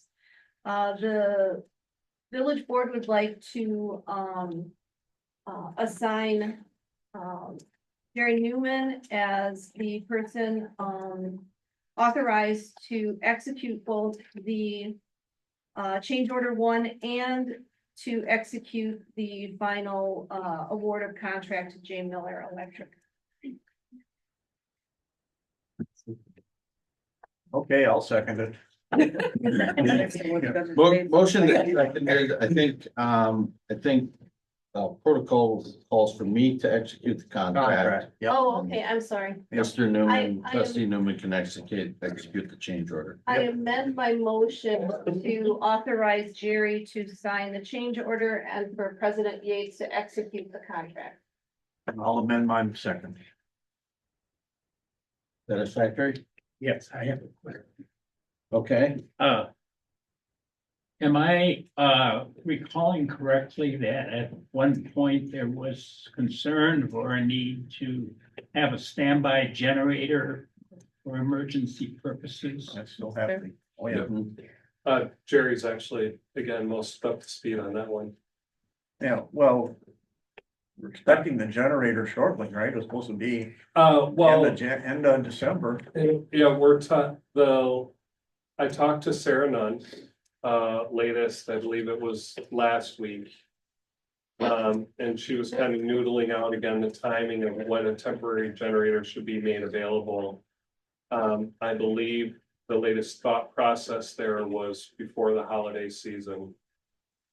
Just in case anything were to go awry during them. And we're planning on having it at the end of the month. So we have it on property. It's ready. And how does that integrate with the new price? Is there gonna be any offset because they're asking for a 30-day extension? So we're talking about 2 different generators, actually. Yeah. Oh, So there's the permanent backup generator and a temporary backup generator. What I talked about being installed before the holidays was the appropriate connections for a temporary backup generator. And that's so that there's backup power. For one, because the status of the existing old generator is kind of questionable, that it'll be available and serving a good purpose. And then that will allow the contractor to take the old generator, demolish it. Kind of bridge the gap until they get the new one online. So any costs reflective of that whole scenario are captured with this cost proposal request. And I will just say, I think Sarah indicated the cost to rent a temporary generator itself is about $1,500 a month. So you're talking about potentially what, $5,000 to $6,000 in temporary generator rental. And that's a village operation and maintenance expense. It's not part of the contract. and And we won't touch the old generator till we have the new one in hand. oh, yeah. Right. End of the month. End of the month. The new one? Is that the same generator we talked about last month? And we Same still one haven't we've been gotten it. talking about for about a year. Yeah, we haven't, Like still haven't 9 gotten it. months. Yeah, still have- We're scheduled to be here at the end of December. Yeah, the new permanent backup generator is scheduled to be delivered by the end of this month. Yep. Also, the temporary backup generator will be installed before the holiday, I think it's the 8th. So you won't see the new permanent generator on site for probably 2 months, though. It's gonna get delivered to a shop because they have to demolish the old generator. They actually have to build out that loading dock and make that a little bit bigger, so they have to do the concrete work, etc. before they can come back and set permanent generator. So not until spring or something like that. It- Well, concrete Couple can't months. be, Couple months. that's spring. No. We can. Concrete. There's provisions for cold weather concrete. Yeah, it's They okay. can do the concrete in. I just wanna make sure that that was the same generator we were talking about last time. Yep. Yep. Yeah, but it gets a little confusing because there are 3 generators at play here. for the site. Exactly. The existing generator, temporary, and the new permanent. Oh, one last question. With regards to the role of the integrator from Iowa, are there any licensing issues, qualifications on their part? That's a good point. That's certainly something that we can verify that they're licensed to do business in the state of Wisconsin. It's generally a requirement in the contract documents. That's fairly generic, but we check on that. Where are they now? It was either Iowa City or Cedar Rapids. I'm going to Iowa this weekend if I needed to check. I needed to be. Since I'm going to Iowa for 3 days. Knock on their Anybody got a door. baseball bat? Yep, that's right. Tomorrow? I could knock on a few doors. See if they really have an office. That's right. That's why I said, where is it? Okay, It's not quite that so, close to Cedar Rapids. yeah, let's see, we had a motion and a second, right? Yep. You got those on the table still? Yep. All on the table. Any other discussion? You're out, you said last question already. Agreed. No, all those in favor? Aye. Any opposed? Motion carries. Item number 20, discussion of possible action regarding issuing request for proposal for 2 WISDOT funding projects, village-wide pedestrian facility and safe routes to school plan and design services for the reconstruction of Good Hope Road from Main Street to Town Line Road. Okay. Bear with me here. The village won 2 grants from DOT. The first one is a village-wide pedestrian facility plan and a safe routes to schools plan combined as one study. The village had last fall adopted a resolution in support of the application. And the village has already signed its state municipal agreement with DOT saying that they would carry out the project. DOT has indicated that the village has 4 years to complete that study. However, the next round of funding applications for that specific transportation alternatives program or TAP grant program will be due fall of 2025.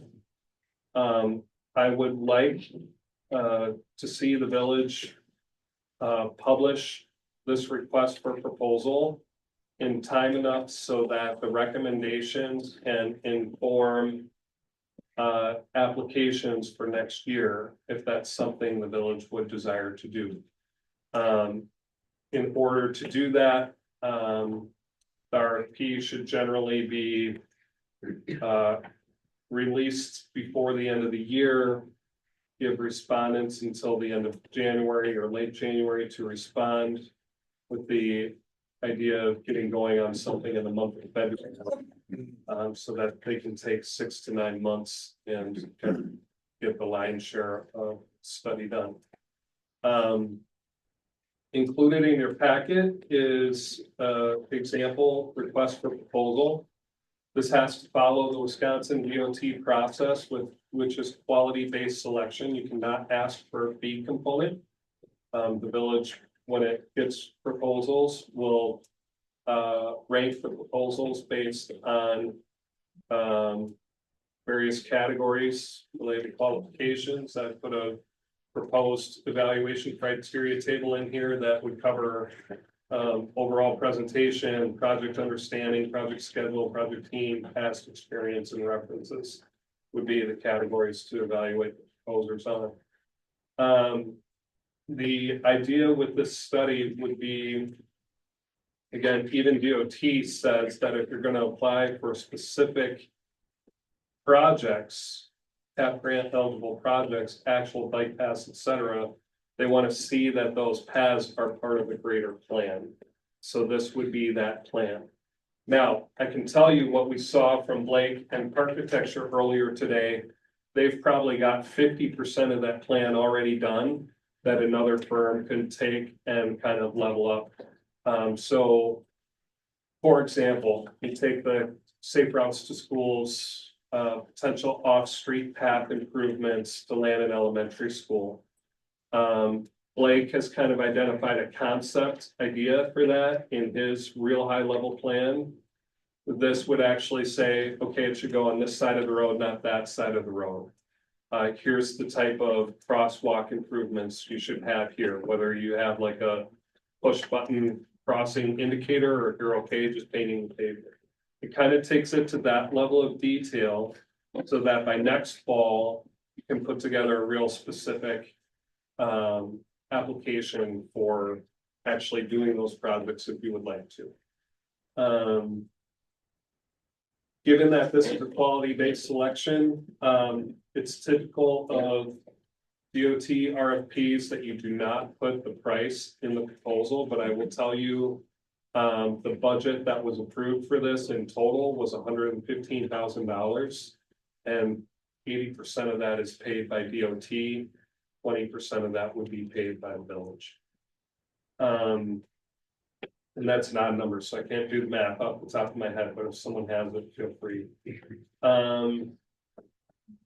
Now, I will say that also after seeing Blake's presentation, I think that document, even if it's in draft form, should be made available to potential proposers.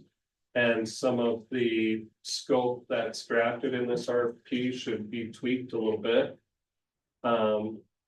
Therefore, my ask for action on this tonight specifically would be that the board, again, designate somebody that can work with Strand to finalize the RFP and then issue that. The procedure for issuing the RFP is that the village could either come up with a list of a minimum of 5 consultants to send the RFP to. Otherwise, DOT maintains a roster statewide of eligible firms, and you can just provide it to DOT, and DOT will advertise the request for proposal for you. My suggestion would be to go that route, but I'm happy to work with whatever designee from the board to have discussion with DOT about the pros and cons of doing it either way. I'll also state per DOT rules, I disagree with it, but it's okay. Your designated village engineer is ineligible to do the actual work, which is why we're comfortable assisting and helping to write the RFP, et cetera. But Strand will be ineligible to do this plan, and that's okay. The second half of this agenda item pertains to the grant award for Good Hope Road. I'll give you an update on that only, and I think action related to Good Hope Road is just best to be deferred for 1 month. The village was awarded a total funded project amount of 4.9 million. 80% of which will be funded by the state for the reconstruction of Good Hope Road. The state just last week issued a state municipal agreement that, if signed by the village, lays out the timing and the finances of the project. They have designated the construction year for that project to be state fiscal year 2028, which I believe starts October 1st, 2028. Basically means that the project will be built in 2029. So that would leave 2025 and 2026 for design, 2027 for right-of-way acquisition, 28/29 ready for construction. So the timing on that one is also not as urgent. Unlike this village-wide pedestrian study, I would like to get that one moving so that the village could use that to make other funding applications next fall if it desires. So again, no action necessarily, just an update on Good Hope Road, but we would ask board to take some action relative to releasing an RFP for the pedestrian plan and safe routes to schools plan. And Ben, this would be two separate projects. We could have two separate engineering firms. Correct. You're not blending this. Correct. Right. And quite frankly, the scope of work is such that these pedestrian plans are a little more specialized. Some engineering firms do them. For example, Strand does them, but firm-wide, we probably only do like 2 per year.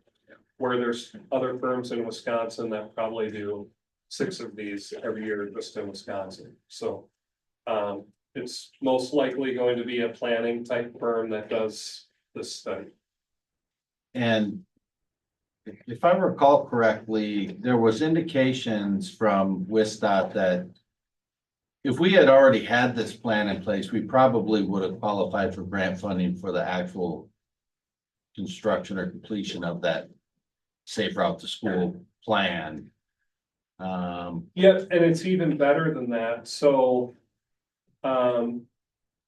when for Southeast Wisconsin, there's a subcommittee that decides of all the available money through DOT for these types of things in Southeast Wisconsin. They decide their priorities and how they'll get funded.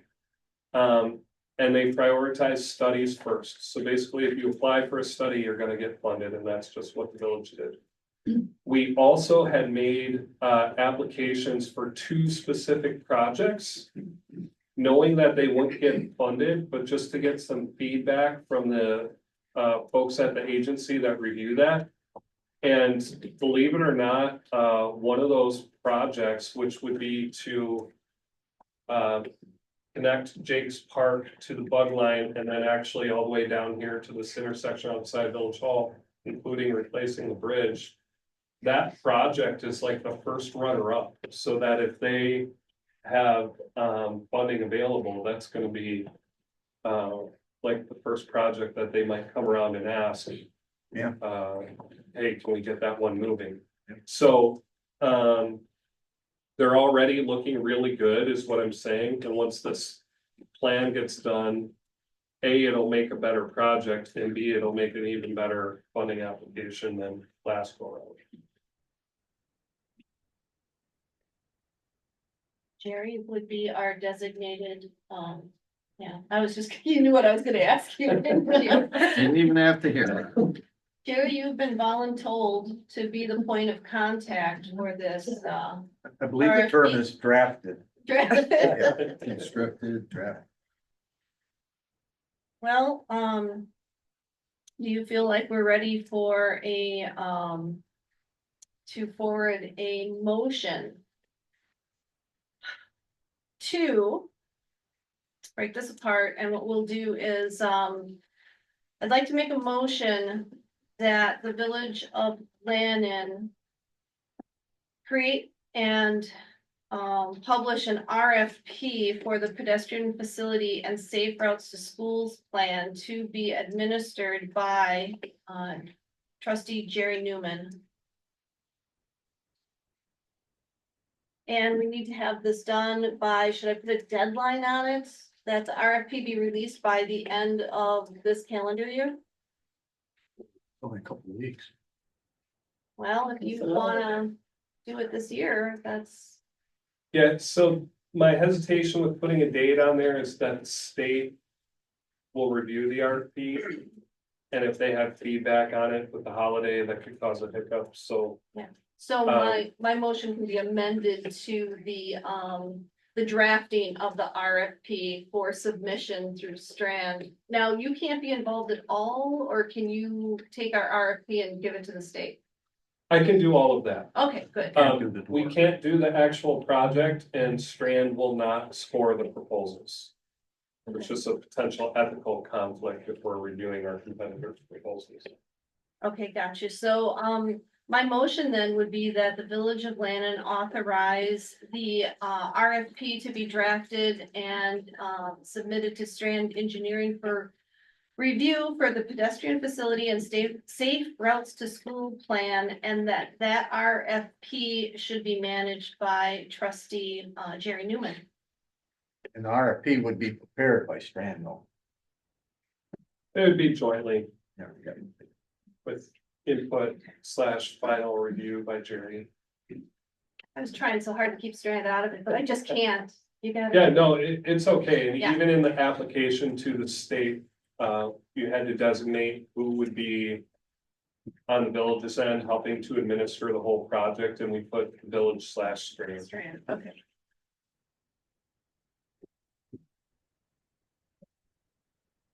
I'll second. All right, we have a motion and a second. Any other discussion? All in favor? Aye. Any opposed? Motion carries. Item 21, discussion and possible action regarding 2025 contract renewal for Mid-City Corporation. Don't we have to table Good Hope Road? Oh, yeah, possibly, since it's on the agenda. Yeah. Because we're only talking about the safe routes.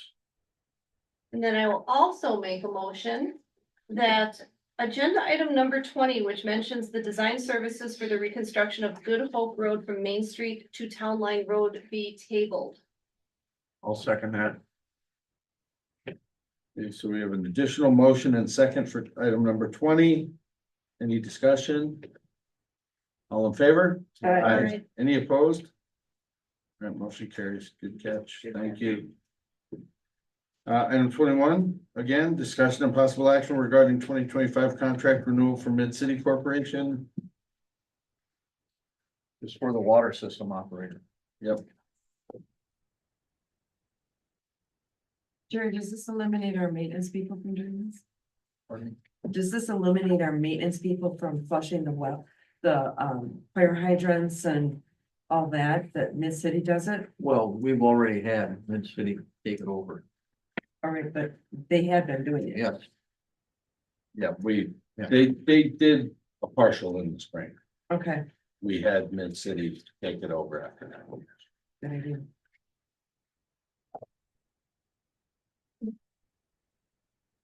Is this in, how does this differ from last year's?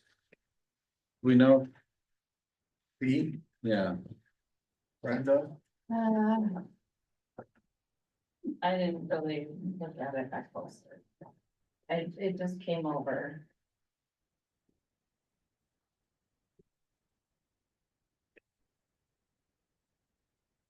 I was saying that.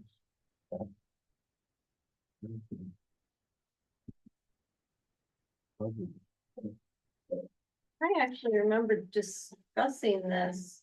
Am I confusing this? I thought in the last meeting, or possibly the meeting before, we had this discussion about mid-cities. No, Oh, this would be the operation. do you have, access to the utility budget? Yeah, I'm looking.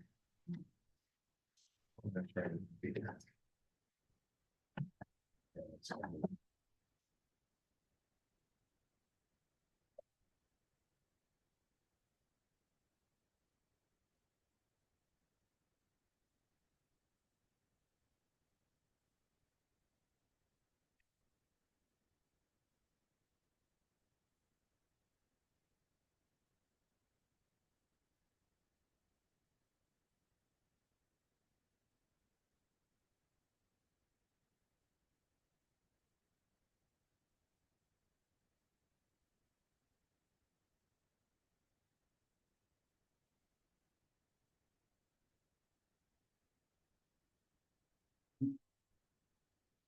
It's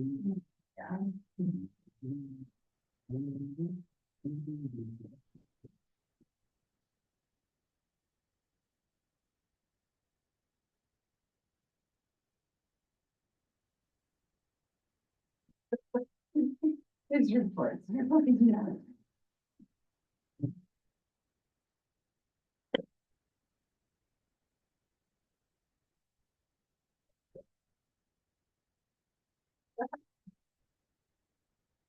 No, they bill these out though, it's hard to tell because they bill them out like quarterly and then there's other like outside maintenance and things attached to them, so it's hard to. They're not splitting it out. I imagine if you went back to, do you have access to last year's Yeah, packet but- for this? So meeting? I looked at the last quarterly and it was 3,400, so it looks like that is the same. Oh. You have access to the minutes for the packet from last December? That's probably when we approved that.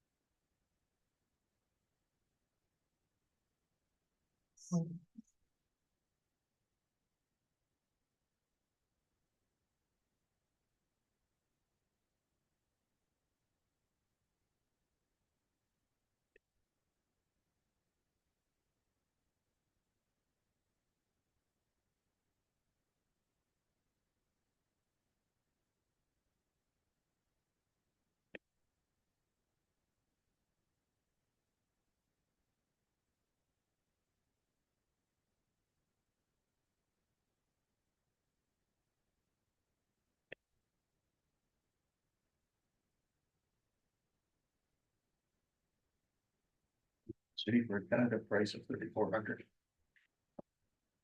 We don't have any other bids. Yeah, I mean, they do a great job. But Oh, yeah. I don't. That's why I'm positive 2 years ago, Mid-City stepped in when CTW dropped the ball. The owner of the company and Sarah Nunn and Patrick and myself spent part of Christmas Eve on it, land in the States well house. Yeah, 3,400 is their price that they were charging quarterly or per month. So. Okay. I make a motion that we approve Mid-City Second, 3,400. We have a motion in a couple of seconds. Any other discussion? All in favor? Aye. Aye. Any opposed? Motion carries to renew the contract for Mid-City Corporation. Item 22, discussion of possible action on the payment of the bills. I make a motion that we pay the bills as presented by Brenda with the adjustment from Fast Signs for $1,379. We have a motion and a second. Any other discussion? All those in favor? Aye. Any opposed? Motion carries. Item 23, engineers report. Nothing further. Good report. Item 24, attorney's report. no further Oh. comments. 2 in a row. Okay, Patrick, it's on you. You get no such luck from me. Item 25, president's report. Actually, let's see, I had tree lighting, which was covered by Miss Lake. So that was a great turnout, good crowd.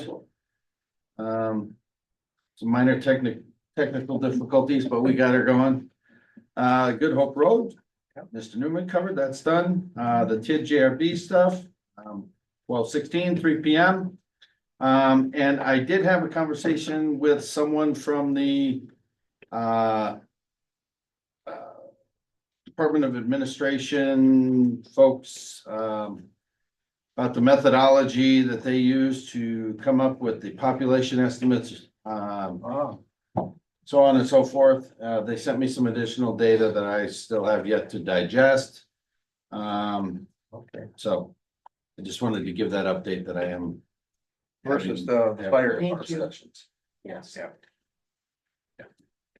So they have a number of data points that they work from, much of which comes from clerks and sources like inspectors and things like that. And then they have different methodologies that they apply, and there's a whole 4-page scientific.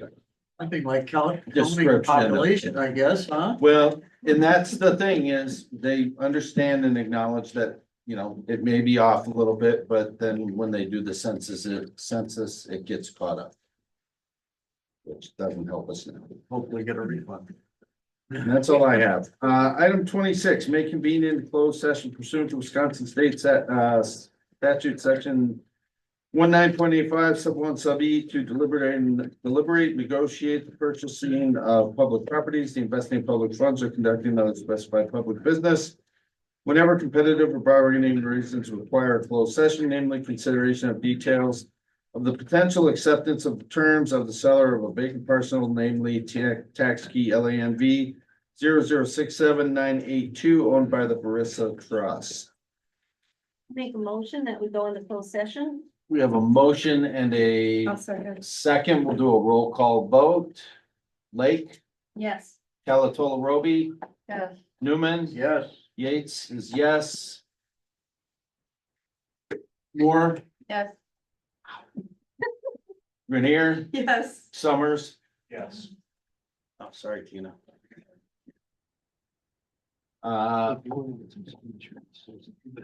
Although, already did, motion carries, yeah.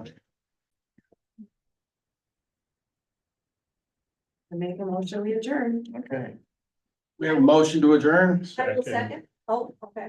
in a second. Summers. Any other discussion? All in favor? Aye. Any opposed? Motion carries. We're adjourned. Thank you all very much.